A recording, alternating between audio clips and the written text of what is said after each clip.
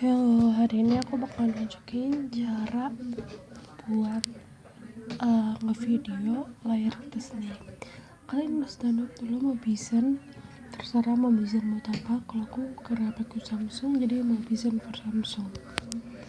Cari, kalau kalian mau ada mukanya, tinggal ke bawah floating kamera ini, tinggal di download.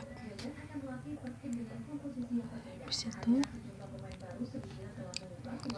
udah, misalnya Mobizennya udah ke download, di samping ini ada M yang warna merah itu pulutan, tinggal kalian pencet. Nah, pencet di paling atas langsung ke video, kalau ada membukanya. Caranya market.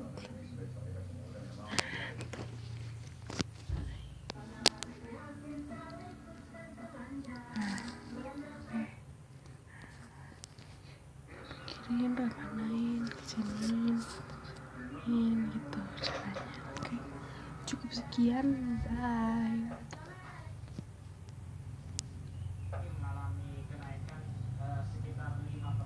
Tindak